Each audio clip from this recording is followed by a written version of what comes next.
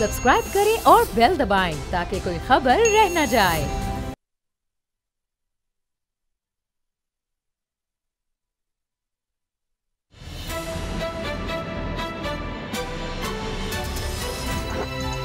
अब पता चला। बिस्मिल्लाहिर्रहमानिर्रहीम, अस्सलाम वालेकुम। मैं हूं मोहम्मद उसामा गाजी और आप देख रहे हैं अब पता चला। खबर यह है कि हुकूमत ने इलेक्ट्रॉनिक वोटिंग को जिंदगी मौत का मसला बना लिया है और इसकी मुखालफत इसे किसी सूरत बर्दाश्त नहीं। इसलिए इलेक्शन कमीशन की तरफ से इलेक्ट्रॉनिक वोटिंग पर लगाए गए इतराज कैसे बर्दाश्त किए जा सकते हैं। इसी तनाजुर में आज वजीर रेलवे आजम स्वाति की तरफ से इंतहाई गैर जिम्मेदाराना बयान सामने आया।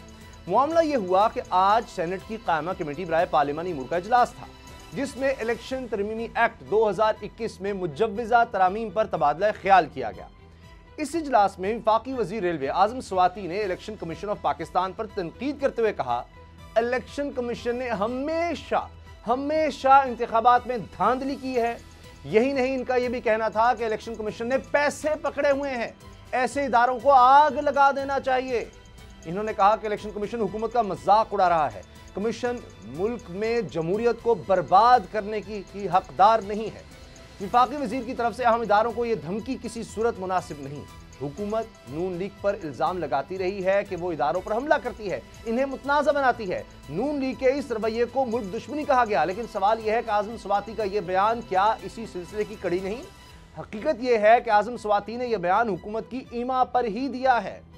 दलील इसलिए है कि इस बयान के बाद वज़ीर इत्तलात फवाद चौधरी और बाबर अवान ने आजम स्वाति के हमरा जो प्रेस कॉन्फ्रेंस की, इसमें इसी बयानिए की तायद की गई। सवाल यह है कि हुकूमत इस गैर जिम्मेदाराना बयान की हिमायत क्यों कर रही है? क्या हुकूमत के पास इलेक्शन कमीशन की तरफ से पैसे पकड़ने की कोई सबूत मौजूद है? अगर ऐसा है तो फिर मामला बहुत खतरनाक सूरत इख्तियार कर सकता है। इस बयान के असरात क्या हो सकते हैं, इसी पर आज हम पहले बात करेंगे। बाबर डोगर गुलाम मुर्तज़ा मेरे साथ हैं। बाबर डोगर साहब, क्या आजम स्वाति के पास आपका ख्याल है इसके सबूत हैं कि इलेक्शन कमीशन ने कभी पैसे पकड़े हैं? और अगर ऐसा है तो वो फिर इसके खिलाफ एक्शन क्यों नहीं लेते? ये तो बहुत बड़ा चार्ज है। उसामा साहब, इलेक्शन कमीशन ऑफ पाकिस्तान एक आईनी अदारा है। चीफ इलेक्शन कमिश्नर जो है उसको प्राइम मिनिस्टर ने खुद इंडोर्स किया, खुद उसको लगाया। अब जब प्राइम मिनिस्टर ने खुद लगाया, एक आईनी ओहदा है, एक आईनी उसका एक तरीक़ाकार है। मैं हैरान हूं कि एक जिम्मेदार वजीर, एक हुकूमती वजीर जो है वो कह रहा है उसको आग लगा देंगे, एक आईनी अदारे को आग लगा देंगे, रियासत के एक पिलर को आग लगा देंगे। इस मिनिस्टर के खिलाफ तो एक्शन होना चाहिए था। फिर वो करप्शन के इल्जाम लगा रहा है, तो सर कुछ सबूत दे दें, आप बताएं कि क्या, कहां से पैसे लिए, किसने पैसे लिए, किस तरह से पैसे लिए। इस पे तो इलेक्शन कमीशन को डेफेमेशन सूट भेजना चाहिए उसको कि भाई तुमने इल्जाम लगाया, बाकी साबित करो। मुझे एक बात बताएं कि 2013 के इलेक्शन में खान साहब कहते हैं धांधली हुई। आज फवाद चौधरी साहब ने अपनी तकरीर में भी कहा था कि धांधली हुई। चले ठीक है जी, इसके अलावा उन्होंने कैंपेन भी चलाई, उसके अलावा सारा उन्होंने यहाँ पर एक धरना भी दिया, ठीक है जनाब। अब 2018 का इलेक्शन आया, 2018 का इलेक्शन पीटीआई ने जीता। अपोजिशन ने कहा कि इसमें धांधली हुई है, पीटीआई कहती कि नहीं ये इलेक्शन ठीक हुआ है। मेरा एक सवाल है, अगर यही तरीकाकार था ना, कोई वो ईवीएम तो नहीं था, इलेक्ट्रॉनिक वोटिंग मशीन के जरिए से तो नहीं हुआ, इसी तरह से हुआ ना, तो उसकी मिसाल दे दें कि जनाब उसमें क्या खामियां थी 2018 के इलेक्शन में। और अगर ये कहते हैं कि जी ये धांधली वाला तरीका है जो पिछला है, तो फिर 2018 में किस तरह से धांधली को रोका गया, या अगर धांधली हुई तो किस तरीके से 2018? ये तो नहीं हो सकता कि 2013 में धांधली हुई हो और 2018 में, जबकि PMLN खुद हुकूमत में थी, चीफ इलेक्शन कमिश्नर उनका अपना लगाया हुआ था, तो उसके बावजूद धांधली हो गई, या क्यों नहीं धांधली हुई? कुछ तो बताएं। ईवीएम पे अपोजिशन को इतराज है, कमेटी में वोट आउट गवर्नमेंट को उन्होंने कर दिया है। अब ये कह रहे हैं कि जनाब जॉइंट जो है पार्लियामेंट की कमेटी बुलाई जाएगी, उसमें पास करा लिया जाएगा। बिल्कुल गवर्नमेंट का इख्तियार है, आईनी इख्तियार है, वो बुलाकर पास कर सकती है। लेकिन मेरा इशू ये है कि फवाद चौधरी साहब जो लैंग्वेज यूज कर रहे हैं, जो गरूर है, जो तकब्बुर है इनका, मैं तो उस पर देख के सारी कौम देख के हैरान रह गई कि ये किस तरह से, ये मिनिस्टर किस तरह की बातें कर रहे हैं, बजाय कोई फामो तहसीन की बात करने के, बजाय के कोई लॉजिक बात करने के। ईवीएम जो है, अगर अपोजिशन के क्या एतराज़ात है, उसका क्या सोल्यूशन है इनके पास, ये धमकियां देने पे उतर आए हैं, ये इलेक्शन कमीशन को धमकियां दे रहे हैं। कि हम आग लगा देंगे, हम इनको ये कर देंगे। चीफ इलेक्शन कमिश्नर इस्तीफा दे, तो फिर अगर इसी तरह इस्तीफा देना है तो फिर जो दूसरा चेयरमैन नैब है वो भी इस्तीफा दे दे, उसको भी अपोजिशन उसको भी एतबार नहीं है। इवन इतने केसेस के बावजूद अपोजिशन ने तो आज तक नहीं जाके कहा कि हम जनाब जाके इलेक्शन कमीशन को आग लगा देंगे। उन्होंने तो नहीं कहा। यहाँ पे तो मरियम ने एक लाहौर में किया, इन्होंने इतना उसका फसाद बर्पा कर दिया और खुद ये कह रहे कि हम इलेक्शन कमीशन को जाके आग लगा देंगे। तो समा साहब, जमहूरियत जो होती है ना वो जमहूरी रवैयों से होती है। इनको जमहूरी रवैये अपनाने चाहिए और ये इक्तदार जो है ना ये बदलता रहता है, ये किसी एक पास नहीं रहता। जो इनके रवैये नजर आ रहे हैं ना उससे तो नहीं लगता कि ये इस मुल्क में ये कोई जमहूरियत के हक में है ये सारी चीजें। अच्छा गुलाम साहब, ये जिंदगी और मौत का मसला हुकूमत ने बना लिया है, ये तो बिल्कुल गलत है और जिस तरह के अल्फाज इस्तेमाल किए, धमकी दी गई, गलत है। लेकिन आखिर हम फिर इतने खौफजदा क्यों हैं डिजिटलाइजेशन से? हर तरफ हम कहते हैं जी इलेक्ट्रॉनिक मशीन्स का इस्तेमाल, हम पुलिस में CCTV का कहते हैं, हम कहते हैं कैमरे लग जाएं, FIR जो है वो ऑनलाइन आ जाए, एजुकेशन ऑनलाइन है, हर चीज़ इस तरह FBR जो है उसके पास होना चाहिए। तो ये क्या हुकूमत की फ्रस्ट्रेशन है कि जी हर चीज़ में तो हो रहा है लेकिन अपोजिशन इतराज़ करी, इलेक्शन कमीशन उसके साथ मिल गया, तो इसलिए ये हुकूमत से बर्दाश्त नहीं हो रहा? और फिर उसके बाद इस तरह के जुमले आ रहे हैं कि जिस पर शहबाज शरीफ कह रहे हैं जी तो दहशत गर्दाना बात की जा रही है, और मैं देख रहा हूँ शाहिद खान अब्बासी साहब कह रहे हैं जी इलेक्शन कमीशन पर कब्जे से धांधली करना चाहते हैं इसलिए सब कुछ हो रहा है।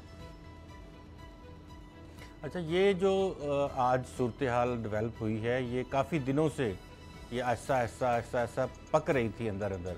कल एक ब्रीफिंग थी वाने सदर में जी, और उस हवाले से जो खबरें सामने आई हैं, आज एक ट्वीट भी किया सेंटर फनानुल्लाह ने। उन्होंने लिखा कि उन्होंने कहा मैं कंफर्म करता हूँ इस बात को कि इलेक्शन कमीशन के हकाम को सदर पाकिस्तान के सामने धमकियाँ दी गई हैं। अच्छा। और DGIT को बहुत संगीन नताइज की धमकियाँ दी गई इलेक्शन कमीशन के DGIT को। और उन्होंने कहा कि उन्होंने ये ट्वीट में कहा कि मैं कंफर्म करता हूँ, उनकी ये ट्वीट है, वो स्पेशल मेंबर के तौर पे आते हैं इस कमेटी में। अच्छा, वहाँ सदर पाकिस्तान के सामने अगर इस तरह की बात हो तो वो मेरा ख्याल है कि आरिफ अलवी साहब को उन्हें रोकना चाहिए था, वज़रा को, और उन्हें कहना चाहिए था कि इस तरह से आप ना करें, ये मुलाजम है और कॉन्स्टिट्यूशनल इंस्टीट्यूशन है जिसके मुलाजम है। फिर उसके बाद आज की सूरत हाल है। आज डॉक्टर बाबर वान साहब तो शिकवार बता रहे थे कि ये इतराज़ है, ये इतराज़ है, और लेकिन आज़म सवाती साहब जो हैं वो बहुत ही तुंद और तेज़ और तल्ख लहजे में वो बोल रहे थे, और उन्होंने जो अल्फाज कहे वो अब सारे मीडिया की जीनत हैं कि चाहते हैं आग लगा दें इसको और जहन्नम में जाओ, जहन्नम में भेज दें इसको। तो बात यह है कि इनके हाथ में माचिस किसने पकड़ाई है? आज़म सवाती साहब के हाथ में कि वो आग लगाएं और आग लगाएंगे। तो ये तो कौमी अदारे हैं, इन अदारों को अगर देखें, नैब ने, आप ये अंदाज़ा लगा लें कि पूरी अपोजिशन का कचूमर निकाल दिया पिछले 3 सालों में। किसी ने ये नहीं कहा कि आओ आ जाओ, और क्या नून लीग इकट्ठा करना चाहे 5000 10,000 बंदा एक जगह के ऊपर तो इकट्ठा नहीं कर सकती वो, तो वो क्या हमलावर नहीं हो सकते थे नैब पे? लेकिन उन्होंने बयान देते रहे कि ये ज़्यादती हो रही है, गलत हो रहा है, नैब न्याजी गठजोड़ है, लेकिन उन्होंने ये काम नहीं किया। वो इस हद तक नहीं गए, हालांकि बहनें बेटियां तक भी जो हैं वो अदालतों के धक्के खाती रही हैं। जी जी। अब मैं एक और बात की तरफ आता हूं जिसकी तरफ काफ़ी इलेक्शन कमीशन ऑफ पाकिस्तान का रोल तो जो है वो इस वक्त कंट्रोवर्शियल बना दिया गया है। जी जी। बहुत बड़ा केस है एक इमरान खान साहब का, उसको ज़रा थोड़ा सा मद्देनज़र रखते हुए इस केस की जो सूरत हाल है ना वो उस तनाजुर में देखें जी। जो इनके फॉरेन फंडिंग केस है जी। इलेक्शन कमीशन को वो फॉरेन फंडिंग केस सामने अब इतना अरसा हो गया है जी इस फॉरेन फंडिंग केस को जी। कि अब तो मेरे ख्याल में शायद फाइलों को दीमक लग गया होगा। लेकिन वो तो उन अकाउंट्स पीपल्स की पार्टी और तफसीलात मुस्लिम वो लीग पर भी है। वो तो किसी का भी हो जी, हमारी कोई फेवरेट पार्टी थोड़ी है जी। हम तो कहते हैं जिसका भी, जिसका दरख्वास्त देखें, ये तो एक ये होता है 751 का पर्चा, ये डोगर साहब बहुत अच्छी तरह से समझते हैं, 751 उसको पंजाबी में कहते हैं। उसमें ये होता है कि जी मैंने करवा दिया तो थानेदार को कहते हैं चलो यार दूसरी पार्टी के ऊपर ही कर दो तो सुलह हो जाएगी उसमें। अच्छा। ये तो 751 है जो दीगर पार्टियों के हैं। अच्छा, तो ये वो नहीं है सूरत हाल। असल इस वक्त जो इनको खौफ है, जो इनके अंदर एक डर है, वो फैसला ना या एक शाइबा है डर का, वो फॉरेन फंडिंग केस का फैसला है, सही, वो इनको डरा रहा है। तो है। वो इस चीज को कंट्रोवर्शियल बनाएंगे और इसी कंट्रोवर्सी को लेके आगे चलेंगे। असल हकीकत जो है फॉरेन फंडिंग है। लेकिन जी, ये बाबर डोगर साहब, अब पीर को इजलास बुला लिया गया है, सेनेट का भी और नेशनल असेंबली का भी। फैसल जावेद साहब ने ट्वीट कर दिया है, सेनेटर साहब ने। तो अब नजर यही आ रहा है कि वो प्रेस कॉन्फ्रेंस में भी कह दिया था। वो नोटिफिकेशन काफी पुराना, 2 घंटे पुराना नोटिफिकेशन है। वो 13 को इजलास, जो मुश्तरका इजलास है, वो बुला लिया गया है। ये पार्लिमानी साल का आगाज होगा। बुनियादी तौर पे हर पार्लिमानी साल के आगाज पे सदर पाकिस्तान खिताब करते हैं, तो इस सदर पाकिस्तान ही इस खिताब करेंगे, इस जो इनका इजलास है। और उसी रोज़ 13 को ही PFUJ और वकला और बाकी सिविल सोसाइटी वो पार्लियामेंट के बाहर एहतजाज करेंगे। अच्छा, तो ये हाँ जी, उस एहतजाज के साए में ही ये जो है वो इजलास होगा और पार्लियामेंट में हाँ वो सदर पाकिस्तान जो है वो अपना खिताब करके अगले पार्लिमानी साल का जो है वो ऐलान करेंगे। फिर मंडे को कौमी असम्बली का इजलास बुलाया जाएगा और उस इजलास में इसको मुश्तरका इजलास के लिए रेफर कर दिया जाएगा। फिर अगले जिस तरह हम कल बात कर रहे थे कि मुश्तरका इजलास में ये पास करवा लेंगे, लेकिन ये केस जाएगा सुप्रीम कोर्ट ऑफ पाकिस्तान में। अच्छा, वहाँ यही इतराज़ात मजीद जागरसाई का बायस बनेंगे। पूछा जाएगा कि आपको क्या जल्दी है, कौन ठेकेदार है जिसने ये मशीनें सप्लाई करनी है अरबों रुपए की, किसको क्या मिलना है, और ये सॉफ्टवेयर कौन देगा, हार्डवेयर किसका है, वो सारी चीजें अभी आनी है बाद में। लेकिन ये भी तो देखे ना, उसके बाद कुछ एतराज़ात जो हैं बड़े मज़क्का खेज लगते हैं इलेक्शन कमीशन के। जी ये मशीन किसके पास होगी, हार्डवेयर सॉफ्टवेयर की समझ नहीं आ रही, इतनी जल्दी हम कैसे बनाएंगे, इस पर खर्चा बड़ा आ जाएगा, यानी और ये जी शफाफियत कैसे होगी।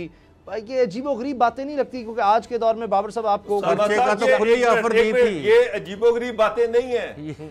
इलेक्शन कमीशन ऑफ पाकिस्तान का एक ही आईनी काम है, एक ही कानूनी काम है, वो है इलेक्शन करवाना और इलेक्शन शफाफ अंदाज में करवाना। ये उसका काम है। ये कानून में लिखा है, आइन में लिखा है कि जनाब इलेक्शन कमीशन ने ट्रांसपेरेंट मैनर में इलेक्शन करवाना है, ये उसकी ड्यूटी है। अब मुझे एक बात बताएं, आप एक आज तक नहीं करवा सका ना, क्या इदारा अपना काम सही कर सका है? मैं उस पर बिल्कुल, जो उन्होंने कहा आज़म स्वाति साहब ने, वो तो बहुत गलत है, उस पर हमने शदीद तनकीद की, मैं आप दोनों के साथ हूँ। मगर किस तरह आप कह सकते हैं कि डिजिटलाइजेशन नहीं हो सकती? पूरी दुनिया में हो रही है, आगे बढ़ना है। आखिर कब तक? अब तो खाते जो हैं बैंकों से खत्म होते चले जा रहे हैं, सरकारी दफ्तरों में जनाब मुझे एक बात बताएं, मुझे एक बात बताएं उसामा साहब, मुझे एक बात बताएं, ठहर जाएं, उनमें खामियों को दूर किया जा सकता है। और सरकार, मुझे एक बात, इलेक्शन कमीशन वो वाहिद आईनी अदारा है जो खुद भी कानून साजी कर सकता है, कोई भी बिल पार्लियामेंट में रेफर कर सकता है। ये उसको इतना अख्तियार दिया गया है क्योंकि उसका काम ये है कि पाकिस्तान का सबसे बड़ा काम जिसने जमहूरी अदारों को आगे लेके चलना है, और वो काम नहीं कर सका आज तक इलेक्शन कमीशन, बरकरार रखना है, वो काम इलेक्शन कमीशन आज तक नहीं कर सका। क्या सकते हैं? एक मिनट, आप ये किस तरह से कह सकते हैं? एक जमात बता दें जिसने कहा कि धांधली कर रहा है। सर हर जमात कहती है धांधली, जमातें तो ना ना ना ना ना ना, ये आपका इल्जाम ही गलत है। ठहर जाए एक मिनट सर, इशू ये है कि अगर कोई जमात ये कहती है कि धांधली हुई है, सब जमातें उसके सबूत इलेक्शन कमीशन में लेके जाए, तो सबूत लेके जाए।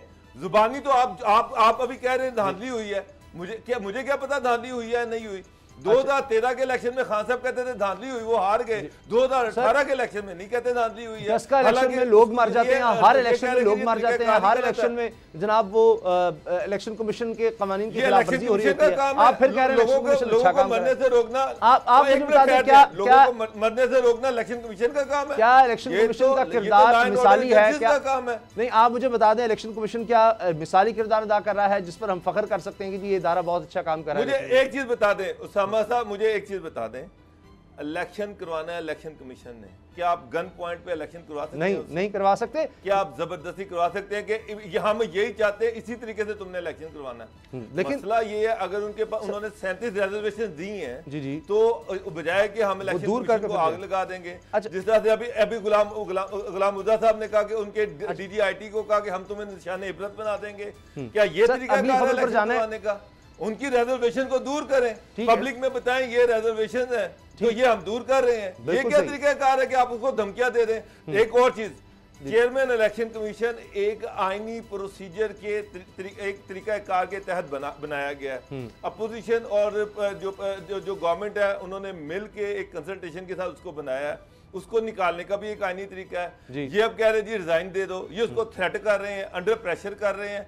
सर क्या इस तरह से अदारे चलते हैं? क्या ये जमहूरियत है? इस तरह तो मार्शल में मैंने नहीं देखा किस तरह की चीजें होती हैं जिस तरह की ये जमहूरी दौर में हो रही है। आज की मिसाल आप देख लें, प्रेस कॉन्फ्रेंस हो रही थी, 3 वुज़रा वहां पे बैठे हुए थे बाब साहब, लेकिन इलेक्शन कमीशन को पहले भी बेचारे को धमकियां, नैब के चेयरमैन तक को नैब को धमकी। जी जी गुलाम साहब बात मुकम्मल कर लें, अगली खबर पर जाना है मुझे जल्दी से।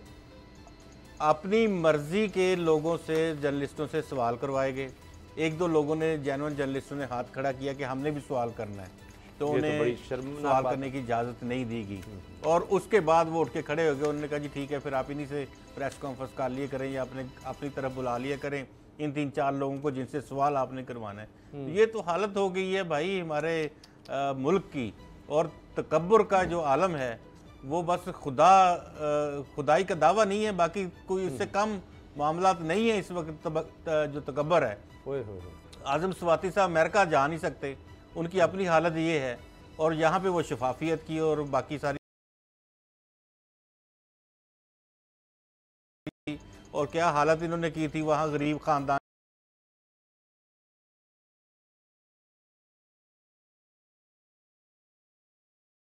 करना चाहिए कि मुल्क के अदारों के हवाले से जब बात लोगों के ऊपर तनकीद करते हैं, आप क्या कर रहे हैं? सही। आपको किसने इख्तियार दिया आपको इलेक्शन कमीशन पार्लियामेंट हो इस तरह की गुफ्तगू करे, वजीर हो, विफाकी वजीर इस तरह की गुफ्तगू करे?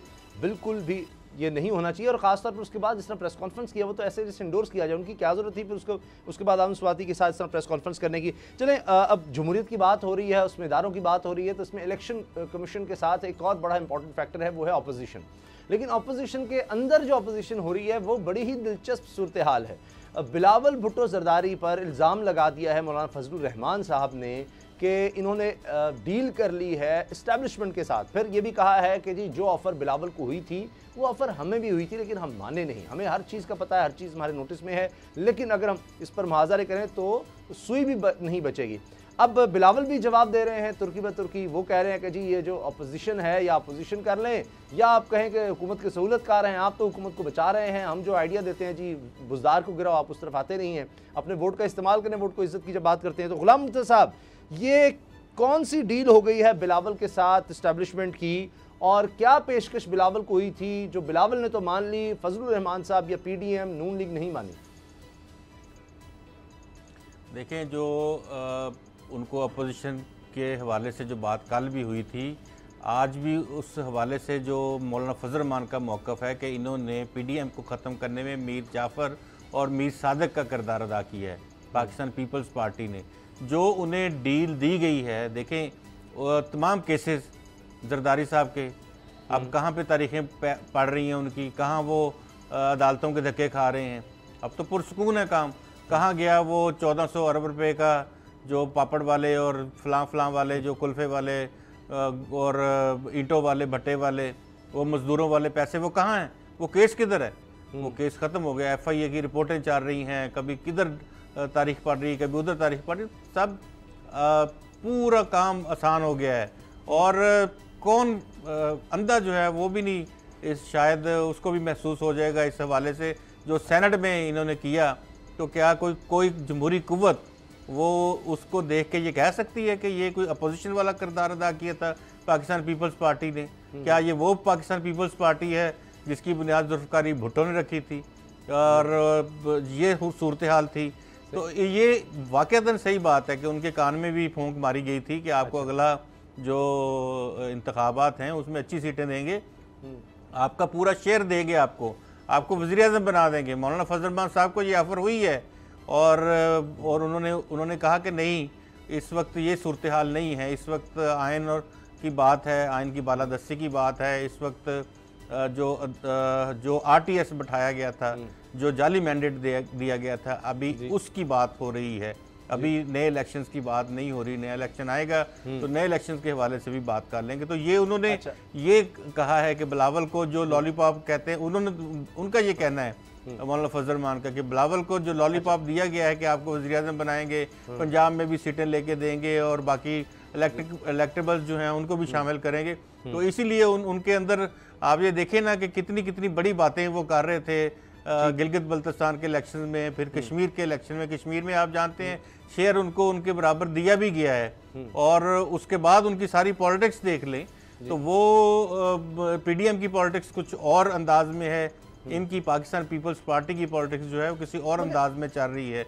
यानी मुफाहमत के नाम के ऊपर वो दीगर सियासी जमातों को इस्तेमाल करके अपने मकसद निकाल रहे हैं। गुलाम साहब, आप जो बात कर रहे हैं उस पर पीपल्स पार्टी के भी कुछ एतराज़ात होते हैं। अब देखिए ना, बाबर डोगर साहब, पीपल्स पार्टी कहती है जी हम धक्के खा रहे हैं, अदालतों के पेशियां तो हम लोग इतने हैं, खुर्शीद शाह अंदर, दीगर लोग हमारे अंदर, जरदारी साहब यहाँ हैं, लेकिन वही वो बात करते हैं कि जी वो देखें रायमंड का अगर वज़ीर आज़म है तो वो बाहर जाकर बैठ सकता है। शहबाज शरीफ साहब को, हमजा शहबाज को क्या नहीं कोई ढील मिल रही? क्या मौलाना फजलुर रहमान साहब को नैब ने नोटिस वाला मामला, फिर वो वापस वो कहते हैं 30 लाख लोग आ जाएंगे, वो सारे केसेस कहाँ चले गए? हम ये भी तो देखते हैं कि वहाँ पर भी तो कुछ सहूलत मिलती है। और फिर ये बात मैं ज़रूर कहता हूँ कि नबील गबोल साहब ने भी टीवी पर कह दिया था जी हमें कोई 12 सीटें आज़ाद कश्मीर में या इतनी को बात हुई थी कुछ और उतनी नहीं मिली, वो तो इस तरह की बात वो करते हैं। लेकिन ढील अगर बात है तो दोनों तरफ से है।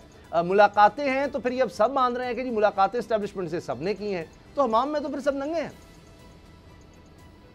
उसामा साहब, एक चीज़ याद रखें कि जब भी पार्टी और नून लीग एक दूसरे के साथ चलेंगे तो दोनों इसलिए चलेंगे कि दोनों कुछ ना कुछ चाह रहे हैं, दोनों कोई ना कोई डील करना चाह रहे हैं और वो प्रेशर बढ़ाना चाह रहे हैं। चाहे ये 2008 का जो ये दोनों करीब आई थी या उसके बाद जब करीब आई और जब भी जिस पार्टी को जो भी फ़ायदा मिला उसने दूसरे को परे फेंका और वो खुद आगे निकल गई। अब भी आप देखें कि जब ये दोनों पार्टियां इकट्ठे आईं, जब इकट्ठी हुई पीडीएम के प्लेटफॉर्म के तले, तो उसका पार्टी पे बेतहाशा पर्चे थे और नून लीग पे भी बेतहाशा पर्चे थे।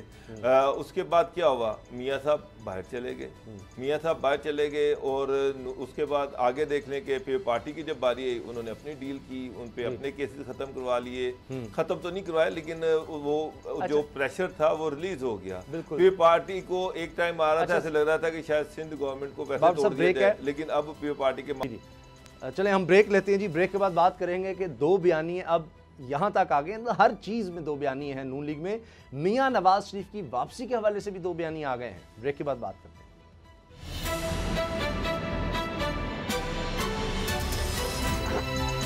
अब पता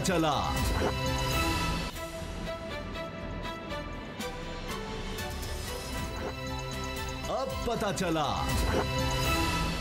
मियाँ जावेद लतीफ़ मुस्लिम लीग नून के सीनियर रहनुमा हैं, मेंबर कौमी असम्बली हैं। उनकी नैब में पेशी थी और उसके बाद उन्होंने मीडिया से बात की। बड़े मीडिया के सामने उन्होंने कह दिया कि जी मियाँ नवाज शरीफ कौम को अकेला नहीं छोड़ सकते इस भंवर में और उनसे बर्दाश्त नहीं हो सकता। वो आ रहे हैं, इसी साल वापस आ रहे हैं मियाँ नवाज शरीफ। अब ये मियाँ जावेद लतीफ़ साहब बड़े करीब हो चुके हैं जब से इन्होंने कहा कि जी अगर मरीम को कुछ हो गया तो पाकिस्तान खप्पे का हम नारे लगाएंगे। मरीम साहब ने अपनी DP पर इनकी तस्वीर भी लगा दी थी।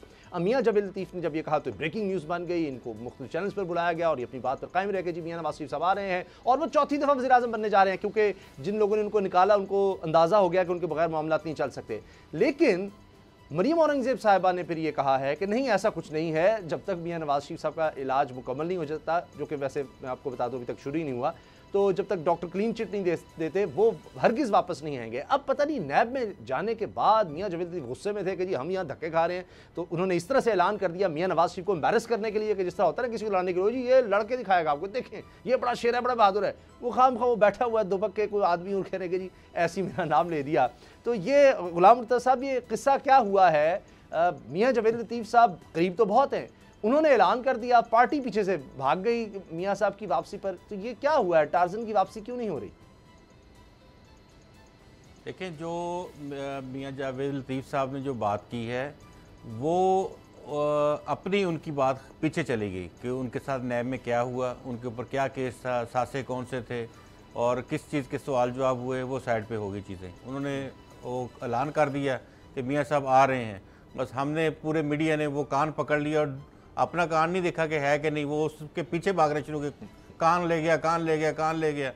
बात यह है कि उन्होंने बात तो की और हकीकतन ऐसी बातें हैं। अच्छा। बात डिस्कस हो रही है और वहाँ पे मियाँ साहब को, जिस तरह हम पहले अपने प्रोग्राम में ये बात कर चुके हैं कि 15 सितंबर तक ये शहबाज शरीफ साहब ने अपनी ओके गेम उनको बुझवानी है कि मैंने काम कर लिया है, आगे सिलसिला इस तरह से चलेगा।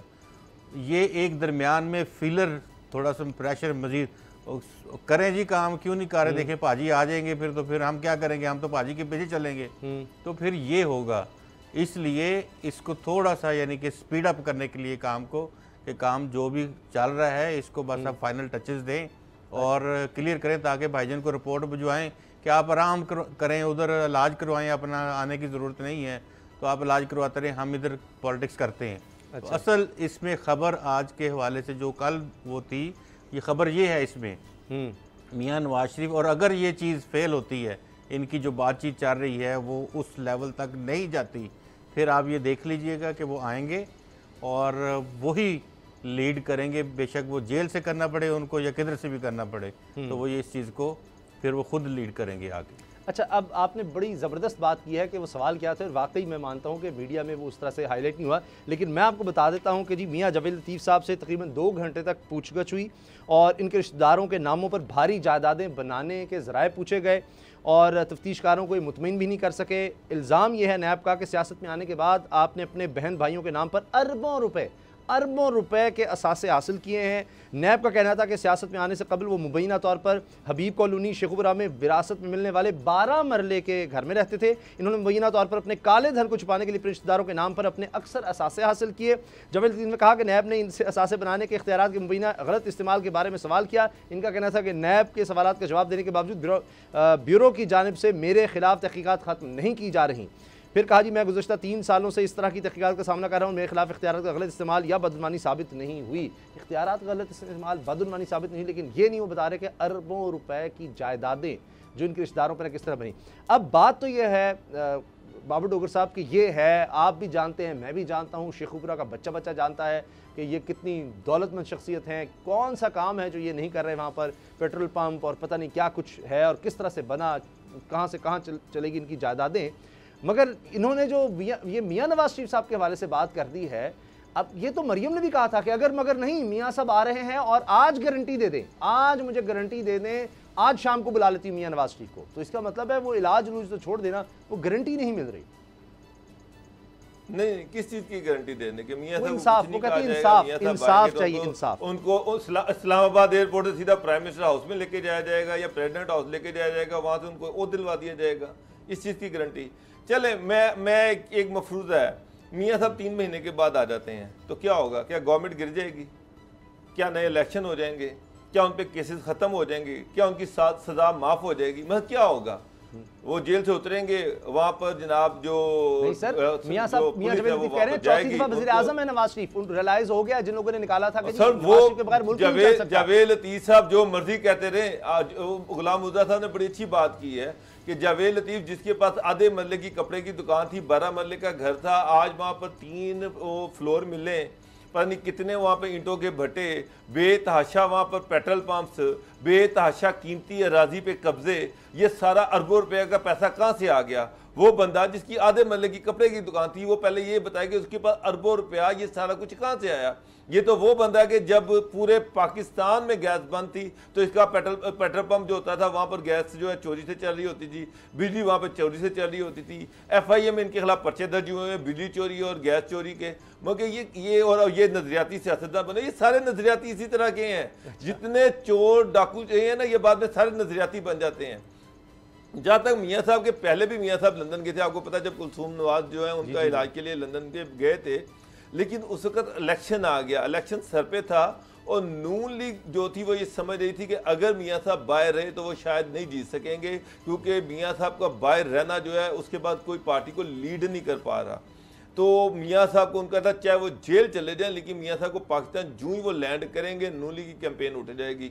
और हुआ भी ये कि जूं ही मियाँ साहब आए उनको गिरफ्तार कर लिया गया, लेकिन उससे नून लीग का इलेक्शन कैंपेन जो थी वो बन गई और वो काफ़ी सीटें लेने में कामयाब हो गए।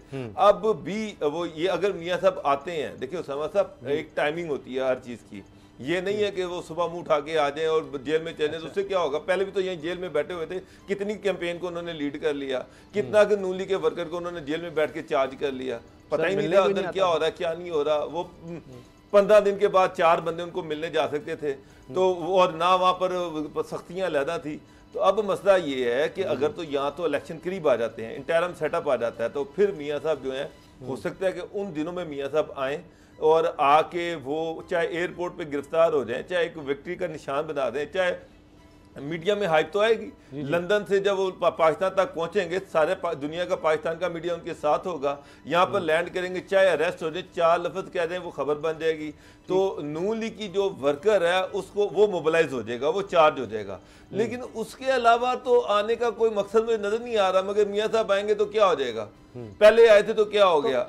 मसला सिर्फ इतना है कि टाइमिंग डिपेंड करती है कि उस वक्त इलेक्शन, अगर इलेक्शन के दिनों में आते हैं और नून लीग ये समझती है कि मियाँ साहब का आना जरूरी है, हो सकता है उस वक्त तक शहबाज शरीफ का बयानिया बड़ा पॉपुलर हो गया हो, तो मियाँ साहब के आने की ये नून लीग ये समझे कि मियाँ साहब का आना नुकसानदेह है। तो फिर एम्बैरस क्यों किया है सारे मीडिया के सामने, पूरी दुनिया के सामने ये कह करके जी वो आ रहे हैं, इसी साल आ रहे हैं, और फिर सर असल चीज तो गुलाम मुर्तजा साहब ने बता दी है उनको। असल चीज तो गुलाम मुर्तजा साहब ने बता दी है कि उनको बजाय कि ये बताते, मगर मीडिया भी ये सवाल करता, शेखुपुरे का बच्चा बच्चा जानता, सारा मीडिया जानता जवेद लतीफ का बैकग्राउंड, तो बजाय के मीडिया को ये बताते कि उन पे चार्जेस क्या है, उन्होंने मीडिया को एक नई ट्रेन के पीछे लगा दिया कि जनाब ये तो मियाँ साहब बाहर आ रहे हैं नैब के, और बजाय कि उन पे ये बताएं कि जनाब मेरे ऊपर केसेस क्या हैं, वो बता रहे कि मियाँ साहब आ रहे हैं। फिर सारे टॉक शोज जिनमें बुलाया गया, लॉजिक समझ नहीं आती कि मियाँ साहब क्यों आएंगे, ये वजह क्या है, क्या ऐसा हो रहा है जिसकी वजह से मियाँ साहब आएंगे, और मियाँ साहब के आने से क्या हो जाएगा। बिल्कुल ठीक, ये भी नहीं समझ आ रही गुलाम मुर्तजा साहब। ये क्या फिर पार्टी को कोई एक्शन नहीं लेना चाहिए कि आप किससे पूछकर इस तरह की बात कर देते हैं? ये तो बहुत बड़ी पॉलिसी है ना, मियाँ नवाज शरीफ साहब का वापस आना। तो फिर शहबाज शरीफ साहब सही नाराज़ होते हैं कि जी ये जावेद लतीफ़ जो है एम्बैरस करवाता है इस तरह की बातें करके, कभी ये कि जी हमें पाकिस्तान खप्पेगा, हमने कोई नहीं नारा लगाना, और फिर इसके अलावा भी बड़ी अजीबोगरीब बातें कर देते हैं। तो लेकिन मरीम नवाज साहब समझती हैं कि जावेद लतीफ़ साहब ने जो पैगाम, वो जो बयान था ना मरीम नवाज साहबा का, वो उन्हें कल उन्होंने सुना है, वो परसों। अच्छा। तो उन्होंने कहा था कि नवाज शरीफ साहब आ जाएंगे, वो मिस हो गया था उनसे। अच्छा। वो सुना तो उन्होंने कहा उसकी तर्जुमानी हम कर रहे हैं। सॉरी मैं आपको काट रहा हूँ। असल में जावेद लतीफ़ जो है वो बहुत चहीते हैं मरीम नवाज के, और मरीम नवाज को खुश करने के लिए वो किसी भी हद तक जा सकते हैं। उन्होंने पहले भी ये कहा था कि जब मियाँ साहब की एक स्टेटमेंट आई थी और उस मरीम के हवाले से, तो उन्होंने कहा था कि अगर मरीम को कुछ हुआ तो फिर हम नारा लगाएंगे, पाकिस्तान ना खपे का नारा लगाएंगे। ये भी वो मियाँ साहब को खुश करने के लिए किसी भी हद तक जा सकते हैं। मरीम नवाज जो है वो अपनी सियासत चमकाने के लिए ये कई दफ़ा कह चुकी हैं कि जनाब नवाज शरीफ जल्द पाकिस्तान आएंगे। हालांकि शहबाज शरीफ जो हैं उनको पता है कि अगर नवाज शरीफ आते हैं तो वो जो नया बयानिया दे रहे हैं उसका वो तो तबाह हो जाएगा, वो तो बेड़ा खरक हो जाएगा, फिर जो है वो मरियम ही का बयानिया चलेगा। तो वो तो ये चाह रहे हैं कि मरियम भी बैठ किस तरीके से चली जाए और खामोश हो जाए। तो शहबाज शरीफ, और एक आपको और चीज़ बताऊं, जब जावेद लतीफ़ पकड़े जाने के बाद घर गया तो शहबाज शरीफ और हमजा शहबाज के अलावा सारे उनसे मिलने गए थे। मरियम खुद उनके घर गई थी। शहबाज शरीफ उसको वैसे ही पसंद नहीं करते। इवन शहबाज शरीफ ने तो ये भी कहा था कि इस तरह की स्टेटमेंट दे के ये सारी नून लीग का जो इमेज बिल्डिंग वो करते हैं उसका ये इस तरह के लोग बेड़ा गर्क कर देते हैं। उसको तो शदीद नापसंद किया था उसकी स्टेटमेंट को शहबाज शरीफ ने। गुलाम साहब एक तो बात मुकम्मल कीजिएगा, दूसरा ये भी कि ये दो बयानी अब कहाँ तक चलेंगे? हर बात में मैं देख रहा था उस्मा बुखारी साहबा ग्रुप से निकल गई इस गुस्से में कि जी वो जो व्हाइट पेपर जारी किया है वो राना मशहूद एंड कंपनी की तरफ क्यों गया है, मेरी तरफ क्यों नहीं आया? तो वो राना मशहूद साहब शहबाज शरीफ के कैंप के हैं, उस्मा बुखारी साहब मरीम साहबा के। ये नवाज शरीफ की वापसी पर भी दो कैंप्स बन गए।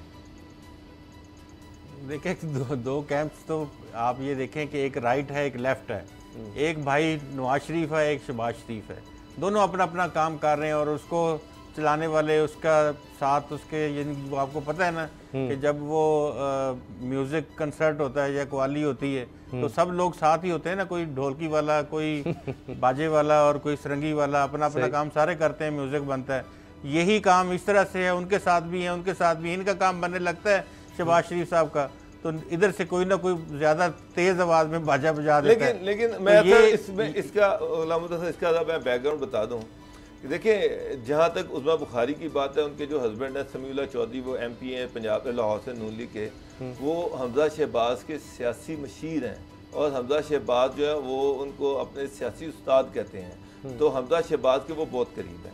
ठीक है। मसला ये है कि राना मशहूद और उस्मा बुखारी इन दोनों की आपस में नहीं बनती। अच्छा। और राना मशहूद जो थे उन्होंने शबाशी के पास गए, उन्होंने कहा जी कि नून लीग का वाइट पेपर जो है ना हुकूमत के खिलाफ वो मैं बनाऊंगा। हालांकि वो बनाता जो होता है वो इत्तेहाद का मशीर बनाया करता है। ठीक है। लेकिन चौका शबाशी से उन्होंने एंडोर्समेंट ले ली, उस पर उस्मा बड़ी खफा हुई कि वो उन्होंने कुछ उसकी तैयारी भी शुरू कर दी थी। बहल वो शबाशी के पास गई, लेकिन शबाशी ने कहा कि राना मशहूद को मैंने कह दिया वही बनाएगा। तो इस समय लड़ाई जो थी वो मेरा ख्याल है ज्यादातर जाती और शख्सी थी। इसमें अच्छा। पार्टी के बयानिए का कोई ऐसा रोला नहीं है, दोनों ही शहबाज शरीफ के कैंप के लोग हैं। चले अब मियां साहब सोच समझ कर बोलेंगे गुलाम रजा साहब। बिल्कुल, ये तो सूरत हाल जो इस वक्त है वो मियां शहबाज शरीफ की बातचीत जहाँ जहाँ चल रही है वो जब भी करीब होने के बिल्कुल नज़दीक हो जाती है उधर से कोई ना कोई बंदा पीछे से टांग खींच लेता है उनकी। ये कोशिश करते हैं। अच्छा। या फिर ये है कि जिनसे बातचीत हो रही होती है उनको शायद थोड़ा बहुत उसको डराने की कोशिश करते हैं कि यार देखो पीछे वो मियाँ साहब का भी वजन बढ़ जाता है ना। मियाँ शहबाज शरीफ साहब कहते हैं देखो यार ये टांगे खींच रहे हैं, तुम एक दफ़ा मुझे ऊपर से पकड़ के खींच लो अपनी तरफ ही, ताकि नीचे इनसे जान छूटे, आपकी भी और हमारी भी। तो ये असल में ये हकीकत ये है कि इनके अंदर लड़ाई ये है। लेकिन ब्रेक लेते जी, ब्रेक करेंगे कि अब 9/11 को अब हलफ लेना है नई अफगान हुकूमत ने, ये तारीखों का ये क्या चक्कर है, ये तारीख क्या सोच समझ कर डिसाइड की जाती है। 9/11 को हमले भी हुए थे अमेरिका पर, तो अब उसी दिन हलफ बर्दारी क्यों ऐसा है? ब्रेक के बाद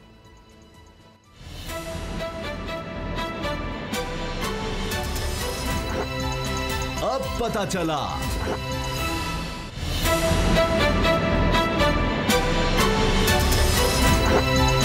अब पता चला नई अफगान हुकूमत 9/11 को नहीं यानी 11 सितंबर को हलफ उठा रही है। और इसी हवाले से सबको याद है कि यही तारीख़ थी जब अमेरिका पर ट्विन टावर्स पर हमले हुए थे और उसके बाद फिर अफ़गानिस्तान में जंग का आगाज़ कर दिया गया था। अमेरिका ने फिर कहा कि उसामा बिन लादेन अल-कायदा ने हमले किए हैं और फिर 20 साल बाद अफ़गानिस्तान से फिर अमेरिका का इनखला होता है। और जब इनखला होता है तो वही तारीख़ चूज़ की जाती है हलफ बर्दारी के लिए। अब ये बड़ी अजीबोगरीब बात है। दूसरी चीज़ ये कि पाकिस्तान इस हवाले से बड़ी कोशिश कर रहा है कि किसी तरह से अफ़गान अवाम की मदद की जा सके। वहाँ पर इमदादी सामान पहुँचाया जा रहा है मुसलसल, दीगर ममालिक भी साथ शामिल हो रहे हैं, जिस तरह चीन है, कतर है, UAE है, दीगर ममालिक भी। अब हलफ बर्दारी की तकरीब में भी कई ममालिक को दावत दी गई है और नज़र आ रहा है कि रूस, चीन, कतर, UAE इनके लोग वहाँ पर शरीक भी होंगे। तो गुलाम रज़ा साहब, कई ब्रेकिंग न्यूज़ आप इस हवाले से दे चुके हैं, ये बताएं कि ये तारीख़ के हवाले बड़े अजीब हैं। यानी 15 अगस्त को काबुल पर कंट्रोल अफ़गान तालिबान हासिल करते हैं। 15 अगस्त को भारत अपना यौम आज़ादी मनाता है, मकबूजा कश्मीर के मुसलमान यौम स्याम मनाते हैं। उस दिन यानी सबको पता है कि क्या सूरत हाल थी अफ़गानिस्तान में, भारत क्या कुछ करता रहा। फिर 6 सितंबर पाकिस्तान का यौम दिफा, उस दिन जनाब वो पंजशेर को कंट्रोल कर लेते हैं। फिर इस वजह से फिर फेक न्यूज़ चलती है कि जी ये पाकिस्तान के ड्रोन्स थे, पाकिस्तान की पता नहीं फ़ौज तक पहुंचा दी गई, F-16 तक दिखा दिए गए, वो सब झूठ, सब उसकी एक अलग डिटेल है। अब ये 9/11 की तारीख ये बिल्कुल ही मुख्तलिफ। तो इस तरह अफ़गान तालिबान क्या दिखाना चाहते हैं कि जी 9/11 को कि जी आप नाकाम हुए, अमेरिका को ये पैगाम देना है कि आपने गलत बहाना बनाकर एक चीज़ को जवाज़ बनाकर आपने गलत किया कि आपने पूरे मुल्क पर ही तबाही नाफिज कर दी एक तरह से। देखिए, अल्लाह करीम चाहते हैं तो चींटियों से हाथी मरवा देते हैं। और ये वाली सूरत हाल जो है इसको अबाबिलों ने कितने हाथी मार दिए थे। ये सूरत हाल आप ये कहें कि वक्त अपने आप को दोहराता है, वक्त अपने आप को दोहरा रहा है। और ये जो तारीख़ आपने बताई कि 15 अगस्त की, वो आप ये देखें कि अल्लाह की तरफ से ये नुसरत आई तालिबान को। और 15 अगस्त की तारीख़ किन के लिए क्या क़यामत है और किन के लिए खुशी है। उसके बाद बाकी आगे जो 2 तारीख़ें आपने बताई 9/11 भी, तो ये सिंबॉलिकली 1-2 दिन आगे पीछे हो सकती थी। ये तारीख़ कम अज़ कम जो है वो पूरी इंजीनियर्ड है और तालिबान ने बाकायदा तौर पे इसके ऊपर मुशावरत करके और डिस्कस करके अपनी शोरा में तब इसको 9/11 के दिन रखा है, ताकि लोगों को ये पैगाम दिया जाए कि ताकत अल्लाह की है, हाकमियत अल्लाह की है। कोई इस हद तक बदमस्त होकर रौंदने के लिए निकले, कौमों को तबाह करने के लिए निकले, अपने वसाइल से तबाह नहीं कर सकता।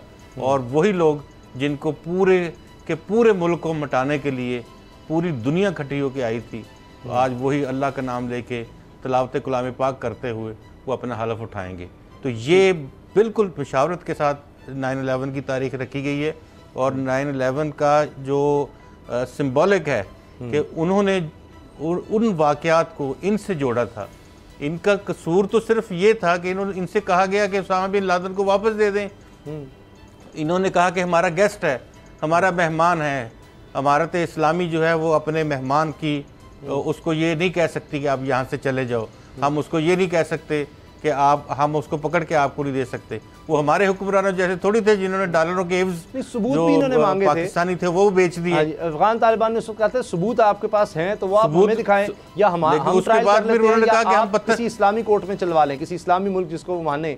लेकिन वो अमेरिका उस वक्त बस उन्होंने कहा जी नाम ने सबूत देने और बस। वो पत्थर के ज़माने में पहुंचाने की बात करके आया था, पत्थर के ज़माने में पहुंचाने की बात करके आया था। और यहाँ पे भी जंगों का भी हवाला दिया था उसने। ला इलाहा इल्लल्लाह का कलमा जो है वो सुनाई देगा। और दुनिया भर के अखबारात जो 12 सितंबर को, जिस तरह 9/11 की खबर 12 सितंबर को आई थी, तो 12 को वहाँ पूरे दुनिया के अखबारात की लीड स्टोरीज में आएगी कि तालिबान जो कैबिनेट है उन्होंने हलफ उठा लिया है और अल्लाह के नाम पे हलफ उठाया है और आगे चल रहे हैं। अल्लाह ताला नुसरत करने वाला है, क्योंकि मैं बार बार ये अर्ज़ करता हूँ कि जो कुछ इनके साथ किया गया, इस सरजमीन के साथ किया गया, इन लोगों के साथ किया गया, वो सरासर ज़्यादती थी। पूरे के पूरे वहाँ कस्बे, मदरसे और घरों के घर उड़ा दिए गए, ड्रोन, पता नहीं क्या दुनिया जान की technology, mother of all bombs तक इस्तेमाल कर दी गई इनके ऊपर, लेकिन वो बच गए। और आज वो हुकूमत के लिए बनाने के लिए हुकूमत बन गई है, अब उसका हलफ उठाने के लिए खड़े हैं। और एक ख़बर और भी है कि ये जो आने वाला हफ्ता है इसमें आप देखेंगे बहुत से ममालिक, पाकिस्तान ने बहुत मेहनत की है, पाकिस्तान ने बहुत ज़्यादा लोगों को इस बात के ऊपर आप ये कहें कन्विंस किया है कि इस वक्त तालिबान को ज़रूरत है माली इमदाद की, उनको ज़रूरत है माशरती इमदाद की, उनको ज़रूरत है अखलाकी इमदाद की। तो जो ममालिक पहल करेंगे इनको सेटल डाउन होने में किरदार अदा करेंगे, वो बुनियादी तौर पे वो इस खित्ते को पुरअमन करने के लिए किरदार अदा करेंगे। तो काफ़ी सारी चीज़ें आपको 3-4 दिनों में नज़र आनी शुरू हो जाएंगी और लोग जो हैं इनको एक्सेप्टेंस की जानिब बढ़ने शुरू हो जाएंगे 3-4 दिनों में। जी वो नज़र भी आ रहा है, क्योंकि बरतानी मीडिया कह रहा है जी पाकिस्तान, चीन, तुर्की, मिस्र, कतर, मुत्तहिदा अरब अमीरात, रूस, उज़्बेकिस्तान के नुमाइंदे भी शरीक होंगे इस हलफ बर्दारी में, दावतनामे गए हुए हैं। लेकिन क्या बाबर डोगर साहब पाकिस्तान कुछ ज़्यादा एक्स्ट्रा नहीं कहीं जा रहा? जिस तरह मरीम नवाज़ साहिबा ने कहा कि जी हमें उनके अंदरूनी मामला में दखल नहीं देने चाहिए, मतलब इस तरह की बातें वो जो मीडिया में की जा रही हैं, मगरबी मीडिया में, CNN पे national security adviser Moeed Yusuf साहब को इंटरव्यू देख रहा था, वहाँ भी यही सवाल होते हैं कि जी आपकी ताउन से आ गए, ये हो गया, पंजशेर भी आपने ड्रोन उड़ा दिए, इस तरह की बातें। तो ये पाकिस्तान का कहना, वज़ीर ख़जाना तक का कहना है कि जी वहाँ पर इमदाद के लिए टेक्निकल स्टाफ भी भेजा जा सकता है अगर उनको ज़रूरत पड़े। वज़ीर ख़ारजा पाकिस्तान के कह रहे हैं, आलमी बरादरी से हम अपील करते हैं कि जी इनके असासे गैर मुंजमद किए जाएँ, जो सारे बंद किए हुए हैं इनको मानने की तरफ जाया जाए। तो पाकिस्तान कहीं ज़्यादा आगे तो नहीं जा रहा? उसकी वजह से फिर वो फेक न्यूज़ का एक बाजार गर्म हो जाता है पाकिस्तान के खिलाफ कि जी ये बहुत ज़्यादा अफगान तालिबान के साथ हो रहे हैं। मुझे ये बताएं कि पाकिस्तान ने उनके अंदरूनी मामलात में क्या दखल अंदाजी की है? ये कहना कि जनाब उनके जो मुंजमद असासे हैं, जो फ्रीज़ हुए असासे हैं, उनको डीप फ्रीज़ किया जाए, क्या ये तालिबान के अंदरूनी मामलात में दखल देना है? या ये दुनिया को कहना कि वहाँ पर खुराक की कमी, उनको खुराक पहुँचाई जाए, या वहाँ पर खुराक पहुँचाना जो है ये तालिबान के अंदरूनी मामलात में दखल देना है? यहाँ पर 20 साल जो अमेरिका वहाँ पर बैठा रहा, यहाँ पर 20 साल जो इंडिया वहाँ पर बैठा रहा, और जिस तरह से वो उसके साथ वहाँ पर फ़ौज जो सारी बनाई हुई थी 3.5 लाख, वो किसके ज़िम्मे थी? इंडिया ने बनाई थी? क्या ये 72 तालिबान पाकिस्तान ने बनाए हैं? कि पाकिस्तान ने अभी तक क्या किया है? कौन सी ऐसी चीज़ की है दुनिया साबित कर दे कि जनाब हम उनकी, बल्कि तालिबान से ये सवाल पूछा गया प्रेस कॉन्फ्रेंस में, तो उन्होंने इससे कहा कि जी पाकिस्तान कौन होता है हमारे मामलात में दखल देने वाला?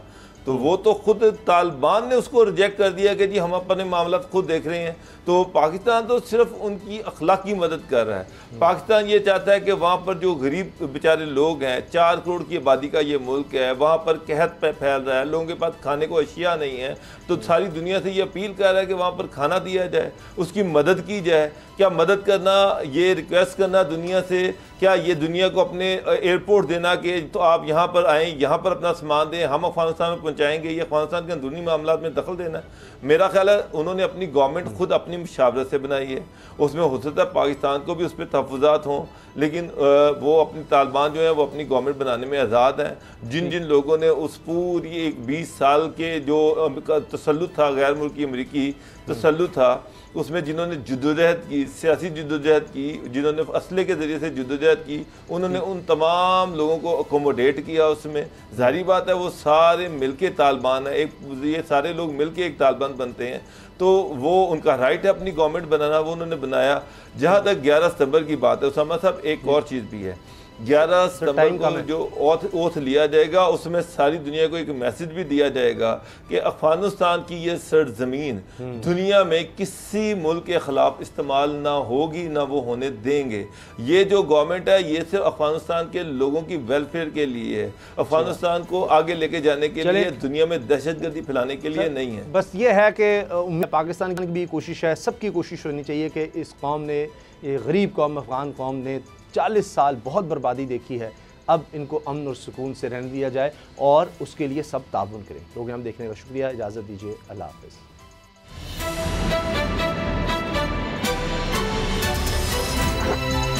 अब पता चला। सब्सक्राइब करें और बेल दबाएं ताकि कोई खबर रह न जाए।